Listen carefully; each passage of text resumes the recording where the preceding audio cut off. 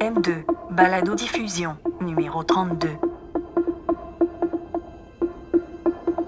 There has been an awakening. Have you felt it? Space Shuttle Discovery still on its way to orbit after a successful ascent up through main engine cutoff. À Montréal, depuis 5 ans, est monté en force un écosystème d'entrepreneuriat si dynamique et si créatif qu'il a placé la ville parmi les 20 meilleurs endroits au monde pour y créer une start-up, et cette montée n'est pas près de s'arrêter. Discovery Houston, 20 seconds to LOST. Une start-up, aujourd'hui, peut, ici même, à partir d'une simple idée, se développer et avoir un impact rapidement à un niveau mondial, ce qui aurait été inimaginable avant l'ère du numérique.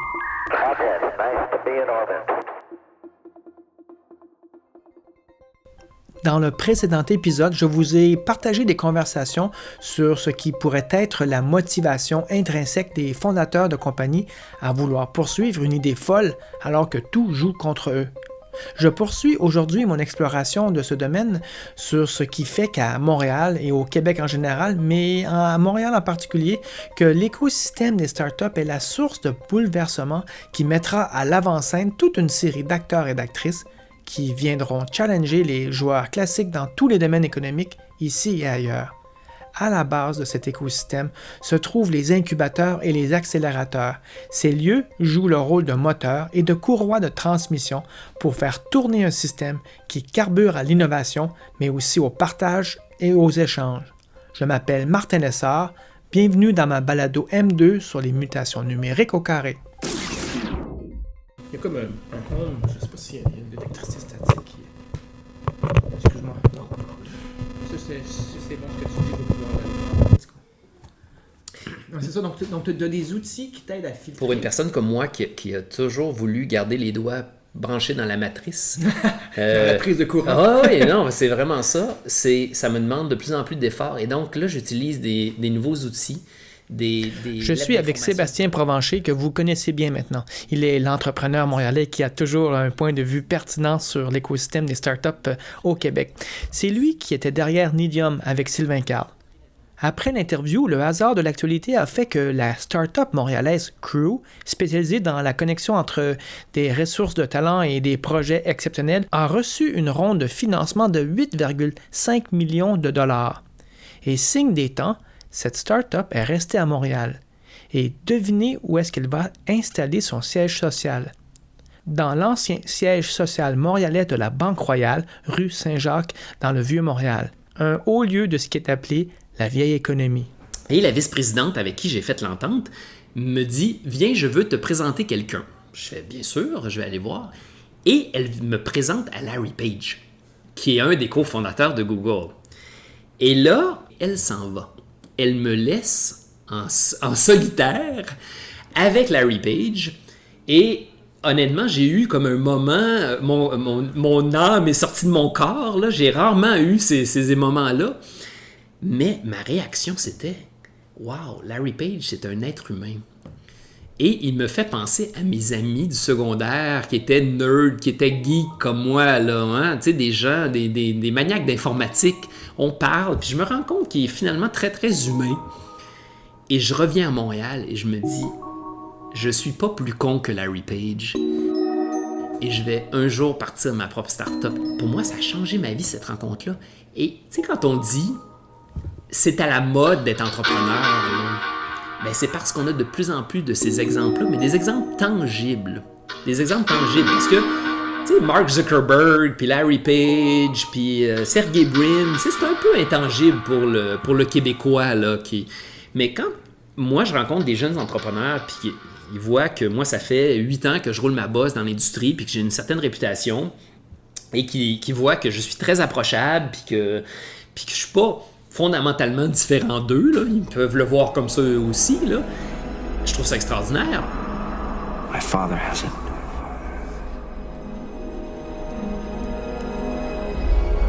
I have it. My sister has it. You have that power too.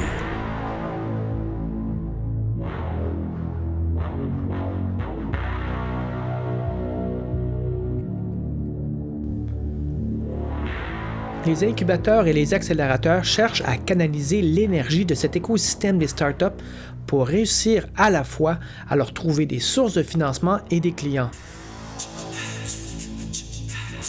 C'est un élément important pour faire fonctionner l'écosystème et leur augmentation soudaine à Montréal est signe que quelque chose se met en place ici. Ilyas Benjaloun est membre du Montreal New Tech et est un incontournable dans le domaine des startups à Montréal. On parle beaucoup de startups aujourd'hui, mais prenez n'importe quelle compagnie qui va avoir une nouvelle initiative. Ça, c'est mon background de consultant qui parle, mais prenez n'importe quelle compagnie, on est à côté de Desjardins, qui va avoir une initiative. On va souvent vouloir pousser l'initiative, demander des efforts des employés, etc. Mais on oublie d'établir une base solide des dirigeants qui vont accompagner cette initiative-là. Donc souvent l'initiative commence, on amène des gens à se mettre à table, on va parler, etc. Mais on a oublié en fait que les véritables personnes qui vont pousser cette initiative-là pour son succès, c'est des gens qui s'engagent, mais à un bien plus haut niveau de la hiérarchie. Un nouvel incubateur, vous le savez, va voir le jour dans le domaine touristique à Montréal. On en avait déjà parlé dans notre précédent épisode. Pour Ilyas, ce qu'il dit, c'est que cet incubateur a un rôle similaire à des dirigeants d'entreprise et doit s'engager auprès de la communauté des startups. Puis si on transpose ça dans le niveau des startups et des entrepreneurs, c'est réellement avoir un engagement de différents acteurs du milieu touristique qui sont ouverts à l'innovation. Et ça, c'est un gros challenge, même pour Tourisme Montréal. Puis je vous le dis en toute honnêteté, c'est quand on voit que, par exemple, Tourisme Montréal, les sources de financement sont... et qu'on voit que les agents de disruption ou les agents qui viennent déranger vont venir peut-être déranger ces mêmes sources de financement de Tourisme Montréal, il y a une discussion et une discussion autour de la table à avoir. Parce que c'est les questions qui font mal ou les questions qui amènent les véritables débats qui vont amener les véritables innovations ou les véritables avancées, je dirais. Parce que c'est bien facile, on va se rejoindre tous ensemble, on va dire « Ah ben oui, on est tous pour l'innovation. Qui est contre la vertu? Personne. » Donc on peut en parler et puis se dire « On va faire. » Mais si les acteurs initiaux, ceux qui ont de l'argent aujourd'hui, sont pas prêts à mettre un peu d'argent peut-être, ou à mettre un peu de leur temps, ou mettre un peu de leurs expertises, ces 3 points-là sont cruciaux pour accompagner ces startups, à mon avis, ça va être plus difficile qu'on ne voudrait. Pour Ilyas, l'incubateur touristique a ce rôle fondamental de faire en sorte que les grands acteurs du tourisme épaulent les initiatives des jeunes pousses, car ces jeunes pousses représentent l'avenir du domaine et ce sont elles qui sont au front pour trouver des nouvelles pistes de solutions. Ces solutions, c'est ce que l'incubateur touristique veut incuber. Créé sur le modèle et en collaboration avec le Welcome City Lab de Paris, ce projet d'incubateur touristique est une initiative de l'École des sciences de la gestion et de Tourisme Montréal. J'ai rencontré Pierre Belrose de Tourisme Montréal pour connaître leur motivation de vouloir rapprocher les grands acteurs touristiques et les startups pour réinventer le tourisme de demain. On parle d'une croissance de 1 à 2 % de l'économie montréalaise. Des 3 prochaines années, on parle d'une croissance de 4 à 5 % du tourisme à Montréal. Donc, c'est l'un des secteurs qui est le plus en croissance. Et on a besoin de participation de tout le monde, mais aussi de 100 nouveaux. Et c'est le secteur qui, d'après moi, est le plus interpellé par les technologies, c'est le secteur touristique. Le réseau de distribution, qui était de 15 % il y a 15 ans, a disparu par toutes sortes de grands groupes technologiques. Et là, il y a plein d'autres économies collaboratives frappent énormément le tourisme, évidemment. Ça le frappe négativement ou c'est... C'est-à-dire c'est un phénomène qui a des aspects positifs ou négatifs. Je pense que c'est globalement positif, mais il y a des enjeux qu'il faut traiter à l'échelle nationale, qu'on fait. Il y a une nouvelle loi 67 qui a été passée au niveau de l'hébergement des Airbnb. Ça se fait différemment dans chaque pays.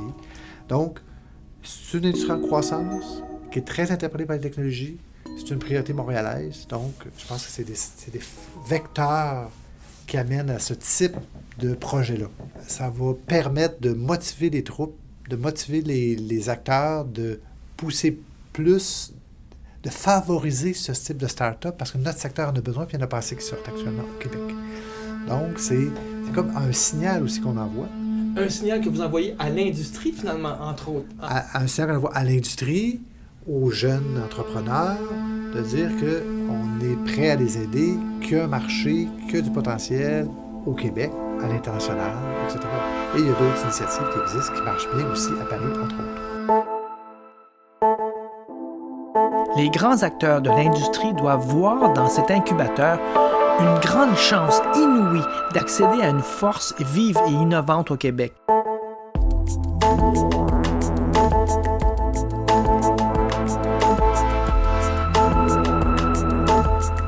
J'ai dû retarder la production de cette balado que vous écoutez en ce moment, car j'ai eu un contrat avec cet incubateur pour explorer l'écosystème des startups à Montréal. Et le constat que j'ai fait est que cet écosystème est plus que prêt à partager leurs projets pour peu que les grands acteurs d'ici s'ouvrent à eux. C'est durant cette exploration que j'ai eu la chance de croiser Marie-Julie Gagnon, auteure, chroniqueuse et blogueuse, grande voyageuse aussi, pour qu'elle m'explique sa vision du domaine touristique. Il y a beaucoup de choses qui se passent depuis quelques années, effectivement, côté tourisme, et c'est intimement lié, je dirais, au développement des technologies, justement, parce que si on regarde tout ce qui est l'économie de partage, tout ce qui est le tourisme collaboratif, toutes ces choses-là, on a vu le couchsurfing qui a pris un essor incroyable. Moi, tous les gens, là, je reviens du Salon du Livre, c'est pour ça que j'ai des exemples frais en tête, mais tous les jeunes voyageurs qui sont, je dirais, de la génération Y, qui venaient me voir, me parlaient du couchsurfing ou d'Airbnb. Airbnb, ça fait partie des choses qui sont très ancrées dans les habitudes des gens, et on a vu toutes sortes de déclinaisons aussi de ça au fil des années. Maintenant, on ne fait pas juste non plus louer des appartements. J'ai vu, entre autres, une compagnie française qui s'appelle... merde, je me rappelle plus. Tu peux chercher. Je l'ai noté tantôt parce qu'ils ont toujours des noms anglais, je me rappelle jamais à cause de ça, là. Ici. Make It Travel. Il y a une compagnie française, entre autres, qui s'appelle Make It Travel, qui a développé un peu sur le modèle d'Airbnb et de toutes ces belles initiatives-là, un projet de location d'équipement de voyage. C'est-à-dire que si moi, je m'en vais faire un tour du monde, peut-être pas un tour du monde parce que c'est peut-être long un peu, mais disons si je m'en vais passer un mois à faire du hiking dans une destination X et que j'ai besoin d'un sac en particulier, plutôt que de l'acheter, je peux le louer à un autre voyageur qui s'en sert pas pendant ce temps-là. C'est un peu la logique donc qui revient tout le temps. Et c'est des projets qu'on voit de plus en plus prendre d'ampleur. Il y en a vraiment plusieurs. Ça s'est multiplié très, très rapidement au cours des dernières années. Donc ça, je pense que ça va continuer de se développer. Je considère que cette économie de partage, la barrière à l'entrée a baissé, donc la technologie a permis ce partage et donc facilité le voyage. Clairement, la technologie a facilité tous ces échanges-là. Les réseaux sociaux, ils sont pour beaucoup. Je pense que la façon de voyager pour les gens qui sont très, très actifs sur les réseaux sociaux en 2015 est tellement différente de celle dont on voyageait il y a 10-15 ans, vraiment différemment d'aujourd'hui, à cause des réseaux sociaux. Est-ce que la technologie a fait qu'on voyage dans des lieux différents aussi d'avant? Ce que ça a apporté, une autre grande tendance du tourisme, c'est l'espèce de recherche d'authenticité. Les gens veulent vivre des expériences, mais ils veulent vraiment aller chez l'habitant. C'est quelque chose qui revient vraiment beaucoup depuis quelques années.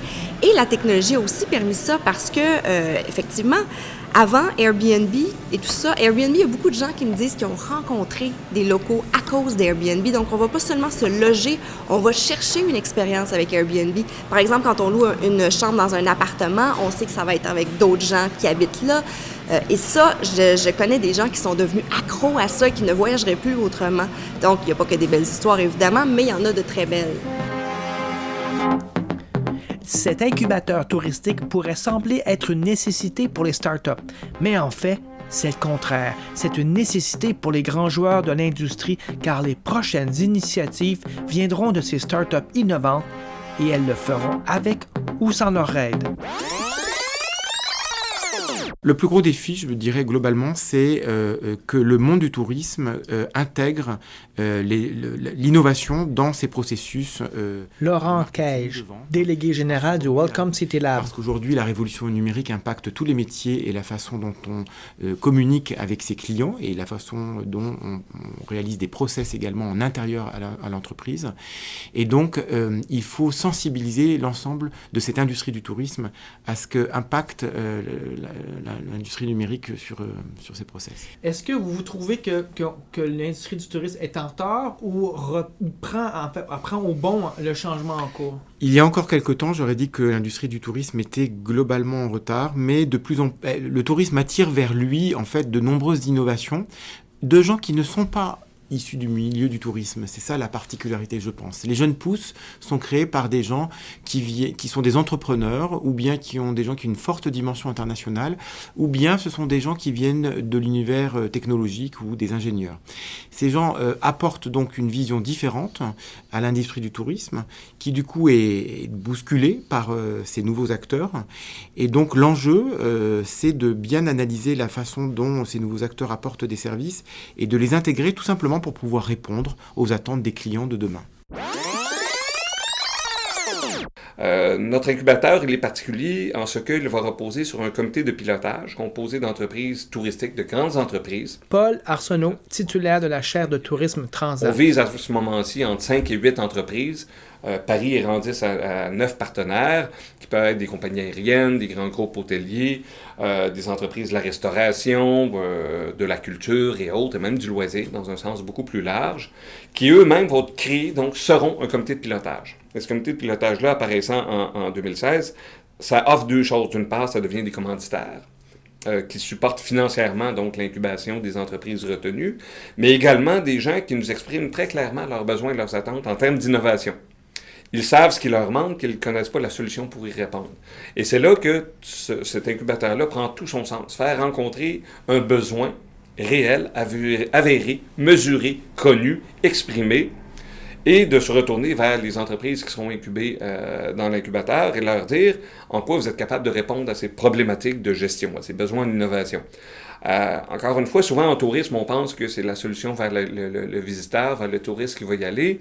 Encore une fois, on a tous TripAdvisor, Airbnb, Uber en tête, mais déjà l'exemple français et parisien nous donne l'exemple, l'indication que ce sont des besoins d'innovation de grandes entreprises qui par la suite pourront découler dans des applications grand public.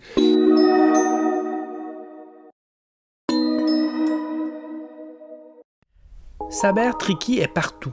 Cherchez un événement à Montréal relié aux startups et il va être là. Je lui ai demandé ce que l'incubateur touristique devrait faire pour attirer les startups. Il faut qu'il y ait un potentiel de financement à la sortie qui serait possible. Et donc ça, c'est la visibilité qui va offrir l'incubateur. Et le deuxième, c'est vraiment les ressources qui vont être mises à disposition par l'incubateur en soi. Moi, je dirais, donc, si on met ces deux axes-là en place, le succès va être là, puis l'intérêt il va être là aussi. Parce qu'il faudrait que ces gens-là, mis à part la spécialisation, ils voient un intérêt d'aller dans cet incubateur-là versus plein d'autres. Parce qu'une solution, admettons, ou un service en tourisme peut avoir une vocation aussi en e-commerce ou quelque chose comme ça. Alors, il y a d'autres incubateurs qui sont prêts pour les accueillir. Donc, ce qui ferait plus un intérêt dans un incubateur versus un autre, c'est l'expertise qui va être mise en place pour les accompagner et rendre leurs idées matures et leurs projets viables, et la possibilité de financer leurs projets à la sortie. Donc, c'est pas la peine que ce soit à l'entrée. Ils sont des gens qui sont capables de bootstrapper ça. Souvent, ils sont prêts à passer, c'est-à-dire sacrifier pour leur idée.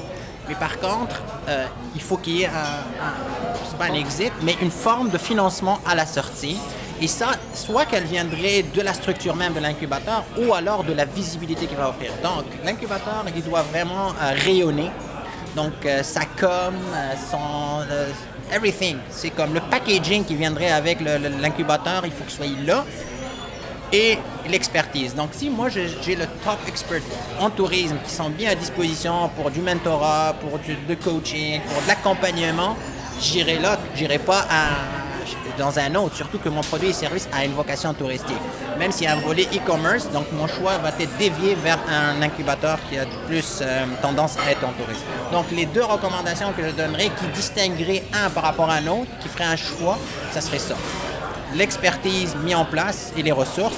Pas la peine que ce soit des outils, mais c'est plus vraiment les gens avec qui on va s'asseoir, qui vont nous guider.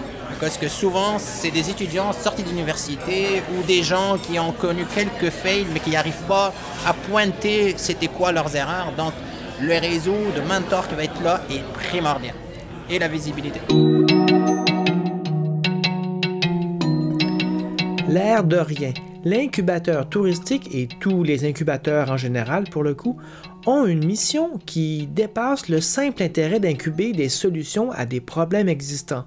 Montréal possède une population urbaine, mobile, talentueuse et connectée qui est susceptible de donner un nouveau souffle à l'économie de la ville et à tout le Québec au complet. Et le domaine du tourisme ne devrait pas faire exception, à condition d'être en mesure de supporter ces innovateurs qui ont le flair de sentir le vent tourner.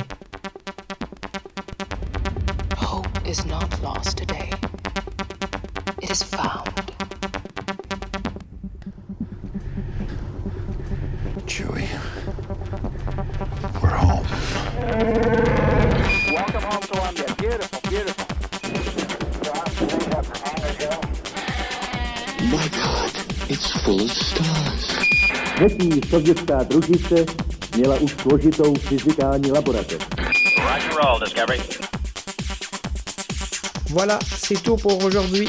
C'était le dernier épisode de la saison 3.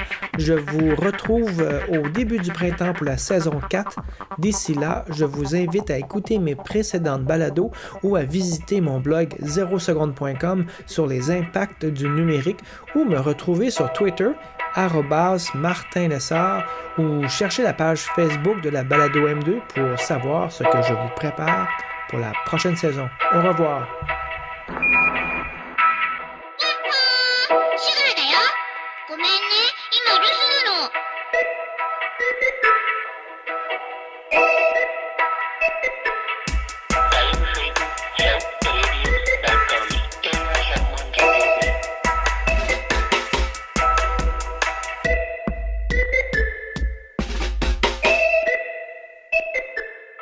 Qu'avons-nous appris en effet à considérer le monde de la perception? Nous avons appris que dans ce monde, il est impossible de séparer les choses et leur manière d'apparaître.